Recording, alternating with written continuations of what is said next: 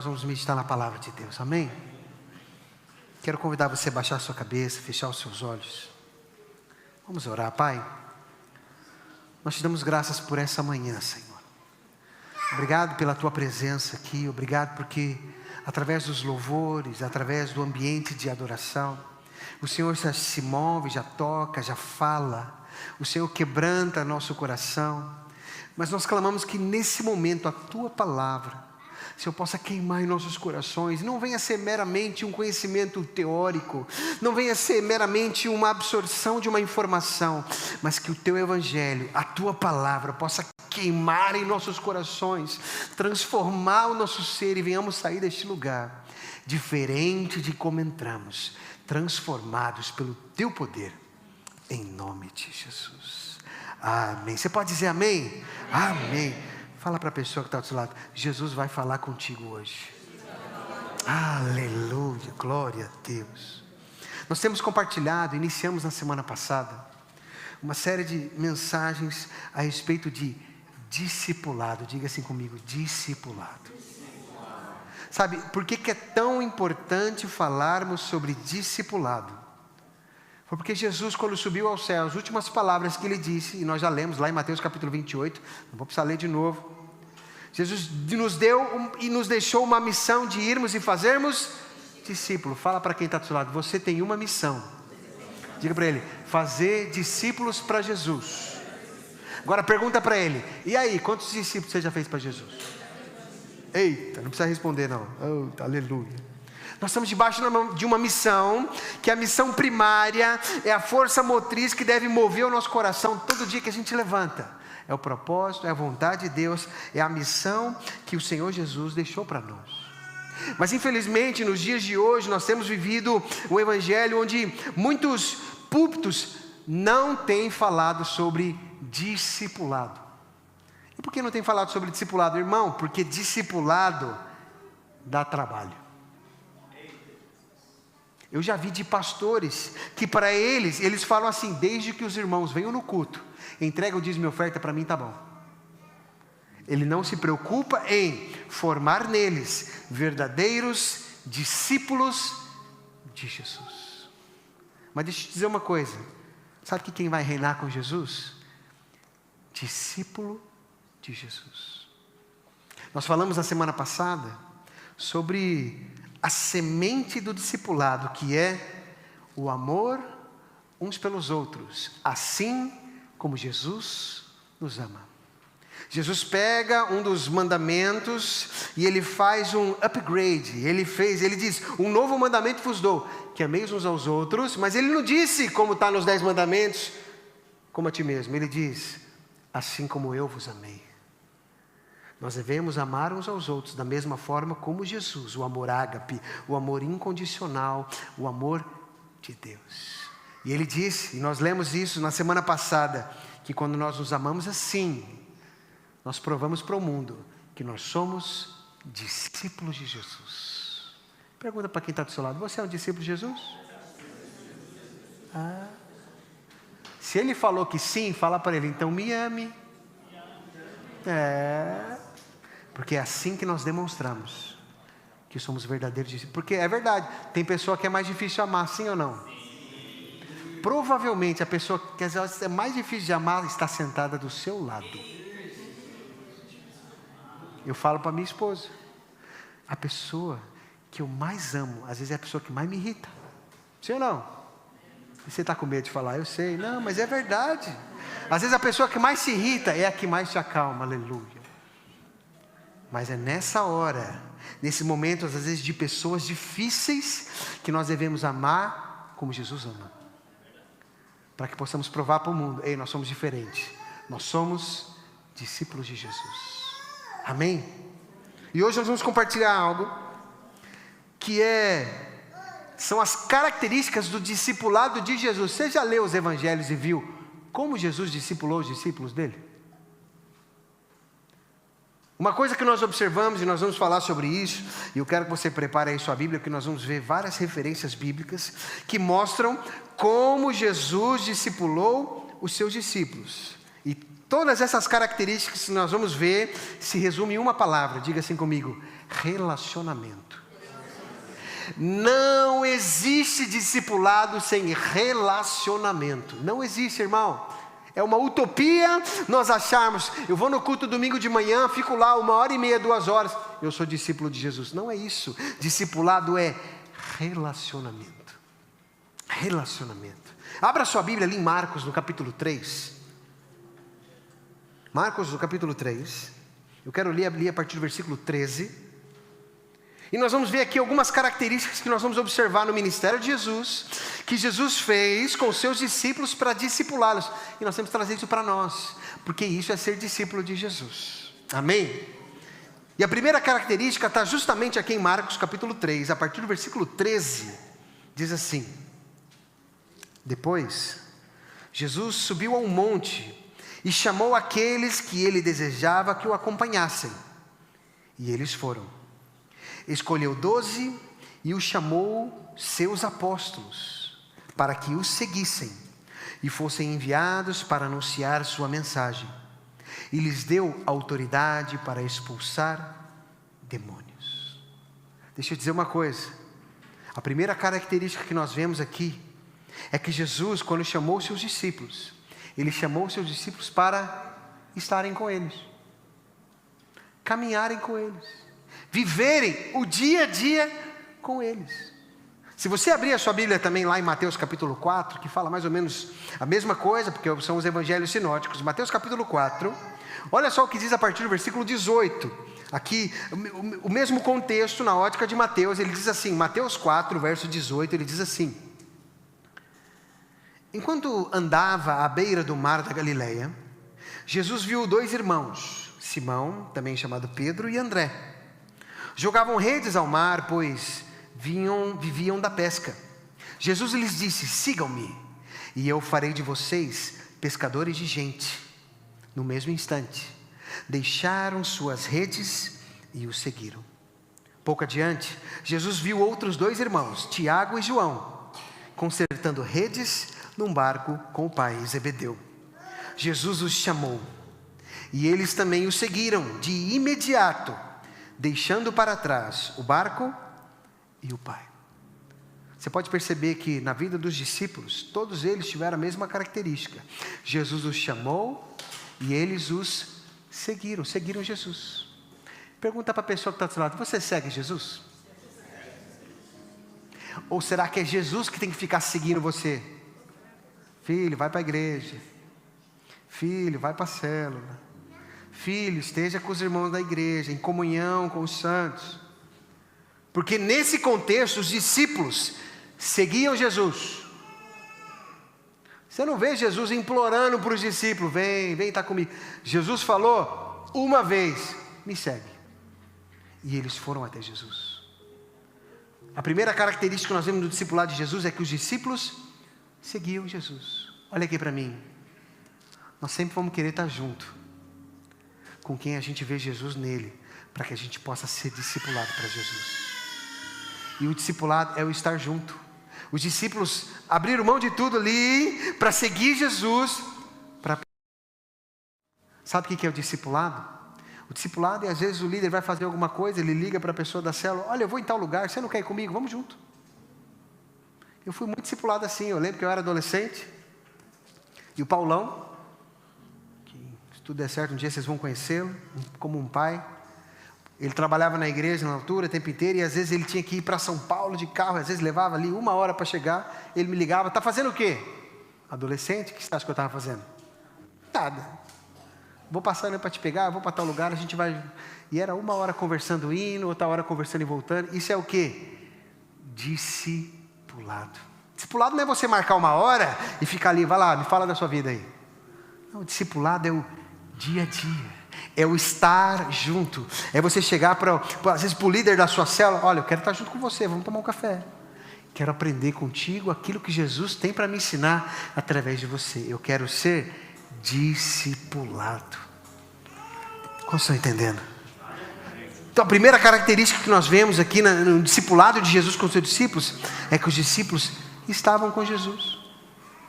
E eles seguiam Jesus. Para onde Jesus ia, eles iam atrás. Hoje, infelizmente, os líderes às vezes querem discipular as pessoas da célula. E olha aqui para mim, tem que ficar implorando para a pessoa para ir para a célula. Irmão, vamos lá, isso aqui é um ambiente discipulado. Aí tem pessoas que não valorizam esse ambiente. Mas olha aqui para mim, o ambiente da célula é um ambiente de discipulado. É um ambiente onde nós temos o privilégio de podermos não apenas ouvir, mas compartilhar, tirar dúvidas, falar e sermos discipulados através dos líderes para nos tornarmos discípulos de Jesus. Pergunta para a pessoa que está do seu lado: e aí, você vai numa célula? É um ambiente discipulado. É fundamental. Segunda característica que nós vemos aqui na vida de Jesus e no seu discipulado com seus discípulos é que Jesus, ele levou os discípulos para dentro da sua rotina do dia a dia. E eu vou te dar alguns exemplos. Pega a sua Bíblia aí, abra lá em Lucas capítulo 11. Lucas capítulo 11. Lucas capítulo 11, o verso 1 diz assim: certo dia, Lucas 11, 1. Certo dia, Jesus estava orando em determinado lugar. Quando terminou, um de seus discípulos lhe disse: Senhor, ensina-nos a orar, como João ensinou aos discípulos dele. Olha aqui para mim. Jesus estava orando e Jesus não tinha uma vida secreta isolada dos discípulos. Estava ali juntos. Jesus orando do lado deles e eles só observando Jesus orar. Ele terminou de orar e os discípulos: ô Senhor, nos ensina a orar também. Porque era o dia a dia. Jesus estava sendo Jesus e os que estavam ali à volta falaram: Senhor, nos ensina isso aí. Me ensina a orar como o Senhor ora. Isso é relacionamento, é o dia a dia. Uma outra coisa, vai lá em Mateus capítulo 5, verso 1. Mateus capítulo 5, verso 1. No dia a dia de Jesus com os discípulos, diz assim, Mateus 5:1 diz: certo dia, quando Jesus viu que as multidões se ajuntavam, subiu à encosta do monte e ali sentou-se. Seus discípulos se reuniram ao redor e ele começou a ensiná-los. Então eles não apenas estavam ali com Jesus e viam Jesus fazendo as coisas, mas Jesus sentava, eles sentavam juntos para aprender. Jesus os ensinava. Essa outra característica que nós vemos é que Jesus estava ali para ensinar e os discípulos estavam ali para aprender.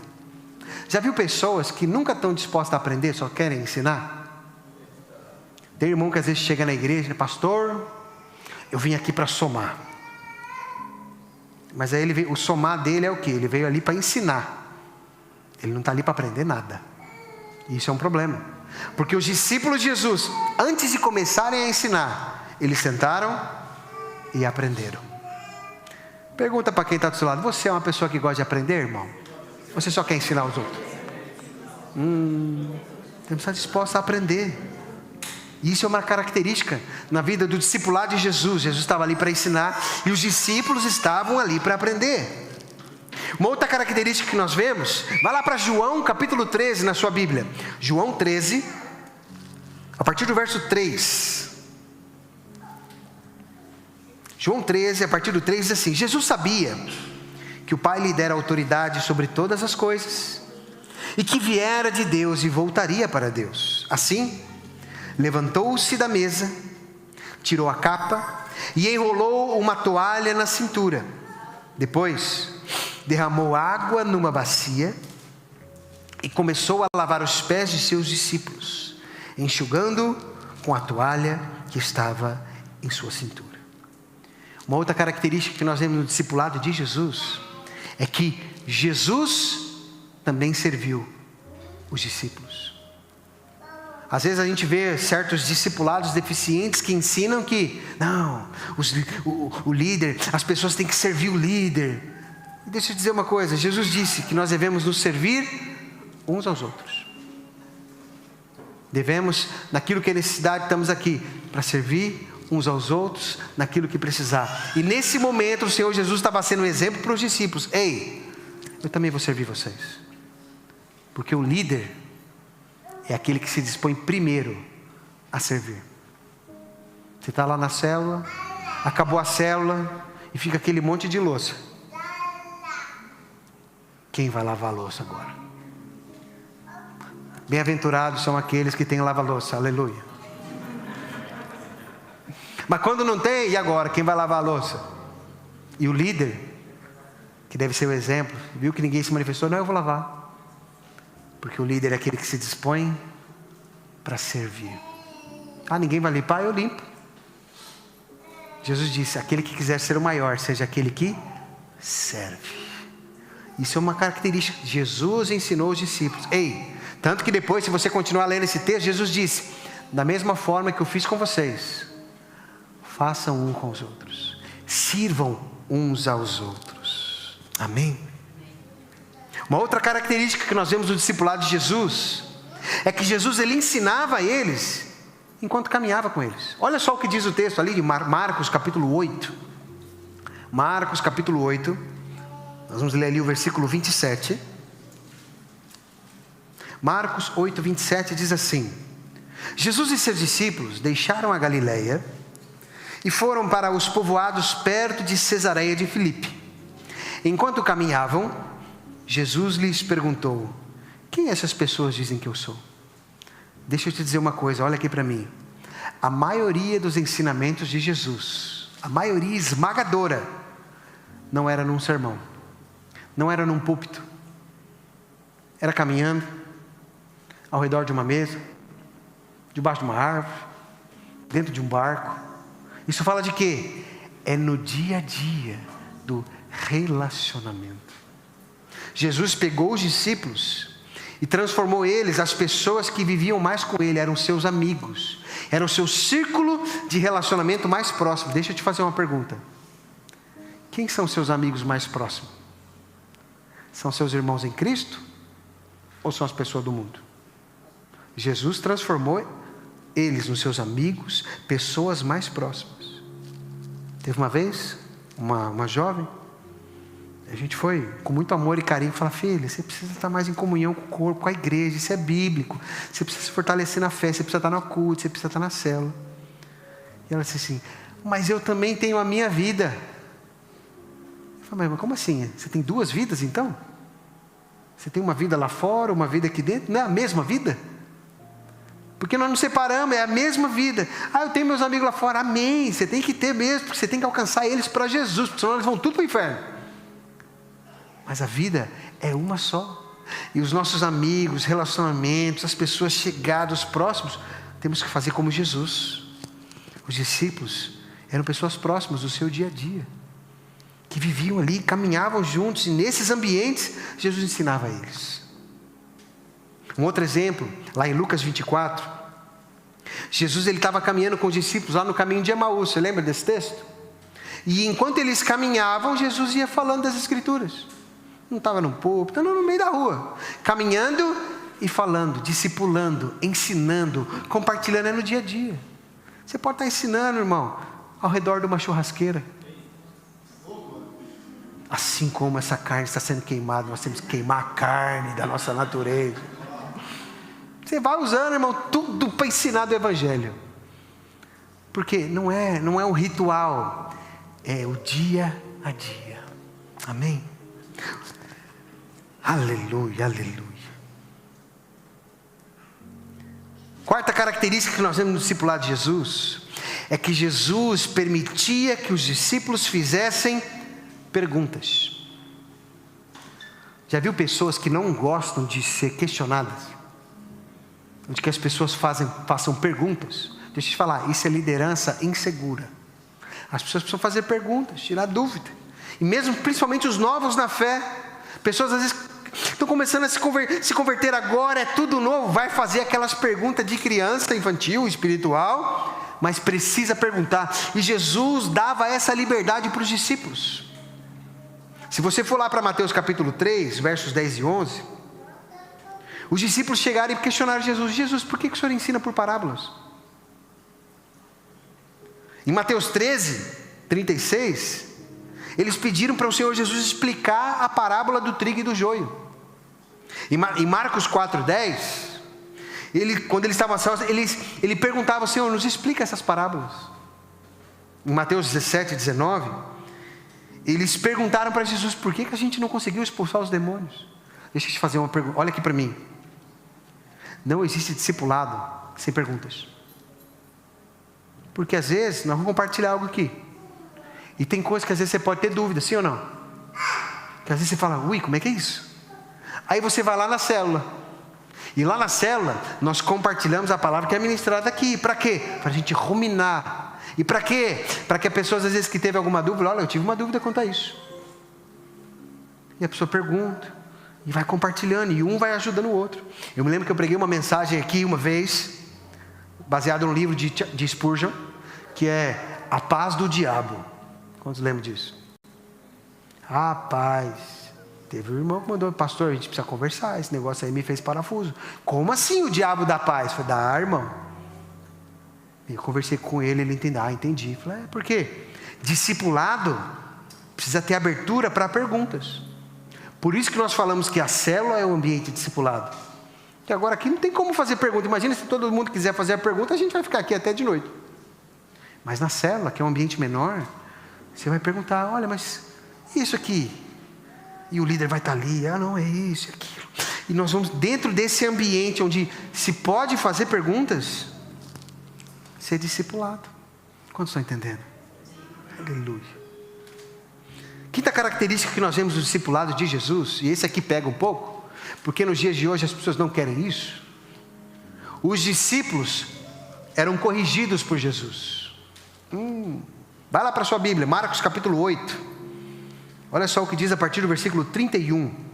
Marcos 8, a partir do 31 diz assim: então Jesus começou a lhes ensinar que era necessário que o Filho do Homem sofresse muitas coisas e fosse rejeitado pelos líderes do povo, pelos principais sacerdotes e pelos mestres da lei.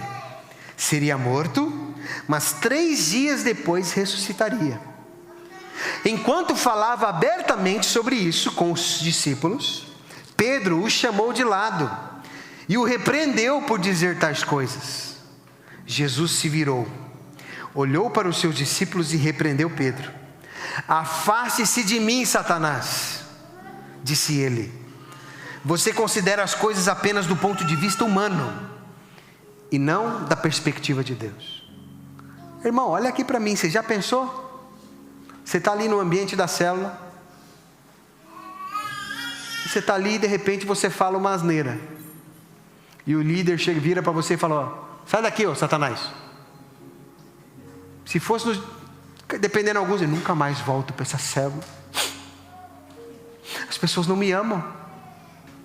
Pessoas ofendem os irmãos. Isso é um absurdo. Mas deixa eu te dizer uma coisa: a gente só cresce quando a gente dá liberdade das pessoas nos corrigirem. Já teve pessoas aqui que eu chegava assim: irmão, pode dar uma palavra pastoral com muito amor? Tal. Depois que eu falei, a pessoa nunca mais voltou para a célula. Falou: irmão, mas... porque as pessoas, elas querem às vezes chegar no culto e só ouvir: está tudo bem. Eu bati na minha mulher hoje. Não tem problema, Jesus te ama. Jesus te ama, é verdade, mas toma vergonha, irmão. Bate na mulher não. Porque as pessoas não querem ser corrigidas, elas estão melindrosas. A maioria dos crentes hoje, se fosse chamado de Satanás na igreja, não volta mais para a igreja, fica ferido, a igreja é ferida. Eles me chamaram de demônio, falaram que eu sou endemoniado. Pedro foi chamado de endemoniado. Vê se ele foi embora. Eu acredito que Pedro, do jeito que ele era impossível, ele levou um choque. Ele: opa, como assim? Ele avaliou, falei: ixi, mas valia estar calado. Por quê? Porque Jesus corrigiu os seus discípulos. E discipulado requer correção.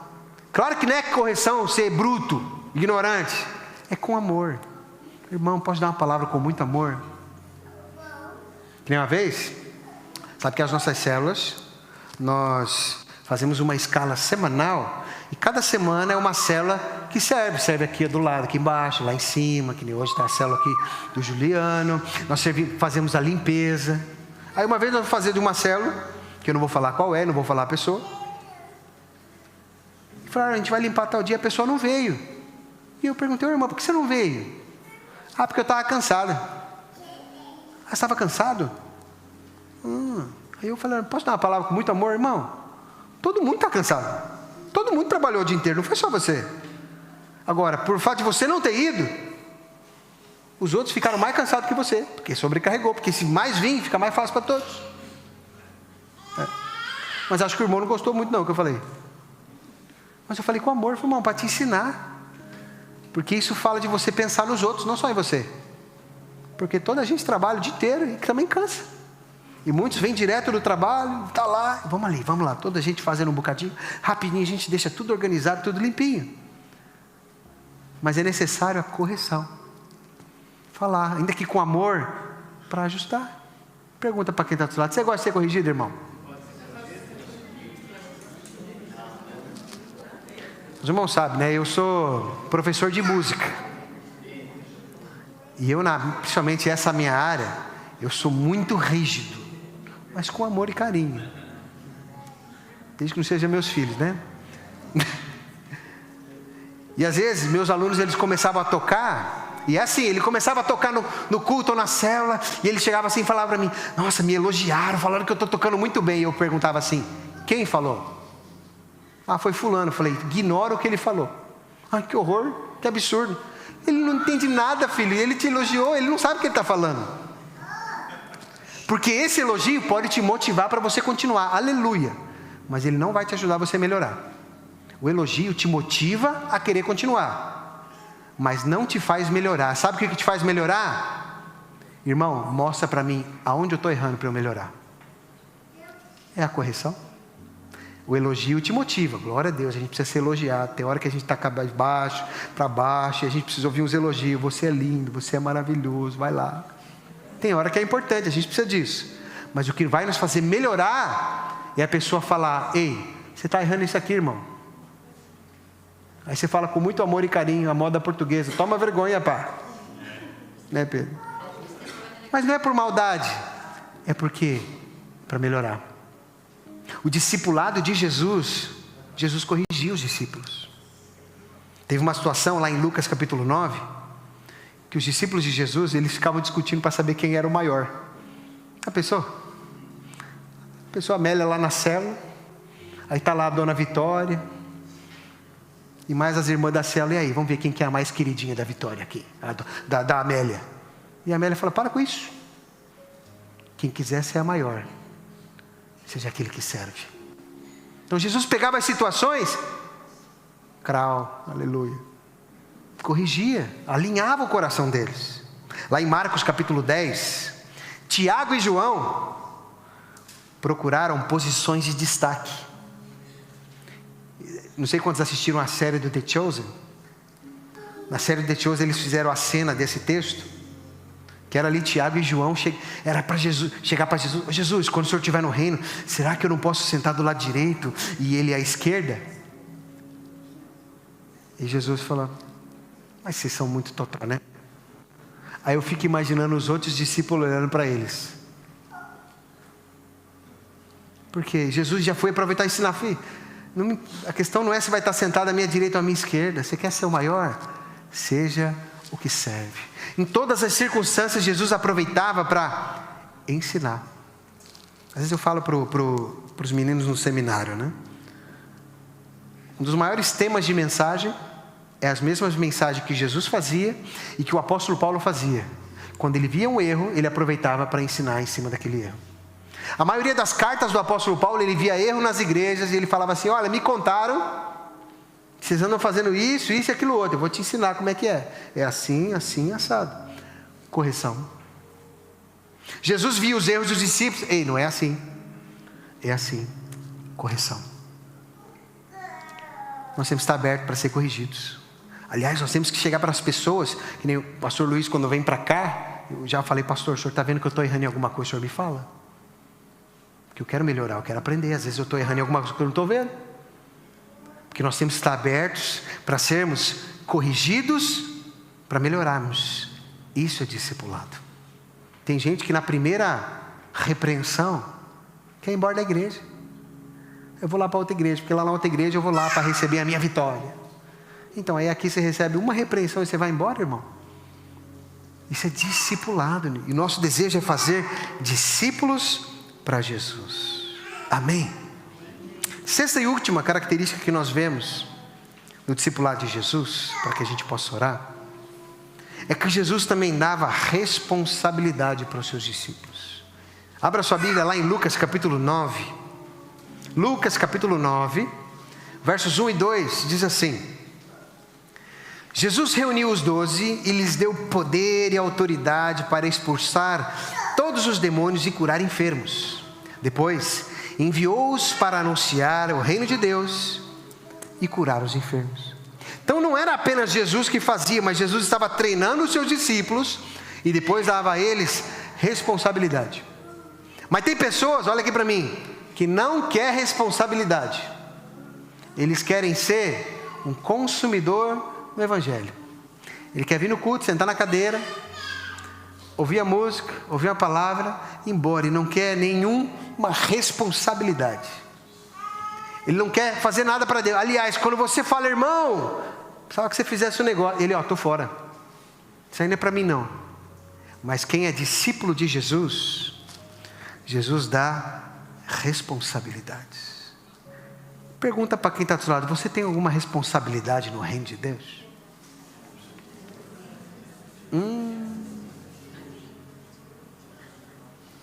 Porque deixa eu dizer uma coisa: no reino de Deus, ou você faz a obra, ou você é a obra.